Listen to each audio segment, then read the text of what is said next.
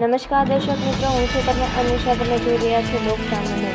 તો જોઈએ આજના સમાચાર. અમરેલીથી અમારા રિપોર્ટર સતીશ રાઠોડ સાથે.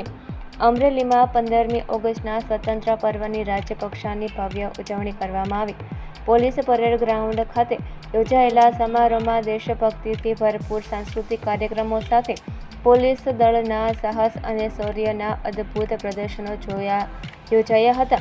વિધાનસભાના વિદ્યાર્થીએ મારું અમરેલી થીમ પર સ્થાનિક અસ્મિતા અને ગૌરવને ઉજાગર કરતી સુંદર સાંસ્કૃતિક કૃતિ રજૂ કરી હતી. ત્યારબાદ આઝાદીના મહાપર્વને સમર્પિત મલ્ટીમીડિયા પ્રદર્શન યોજાયું હતું. કાર્યક્રમનું ખાસ આકર્ષણ રહ્યું અંબાજીના શ્રી શક્તિ સેવા કેન્દ્રની આદિવાસી બાલિકાઓના શિસ્તબદ્ધ વાદન અને અદ્ભુત તાલમેલથી સમગ્ર પરેડ ગ્રાઉન્ડ તાળીઓના ગડગડાટથી ગુંજી ઉઠ્યું હતું.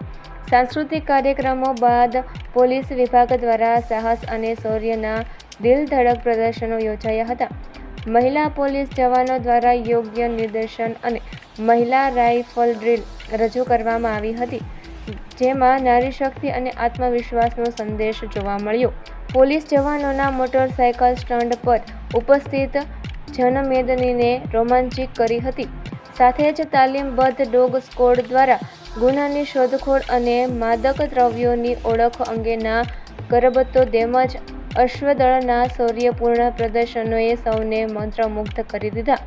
આ રીતે દેશભક્તિ, સંસ્કૃતિ, સાહસ અને શૌર્યના અદ્ભુત સંગમ સાથે અમરેલીનો સ્વતંત્ર પર્વનો સમારોહ યાદગાર અને અવિસ્મરણીય બની રહ્યો હતો. તો ફરી મળીશું એક નવા સમાચાર સાથે. ત્યાં સુધી જોતા રહો લોક સામાન્ય.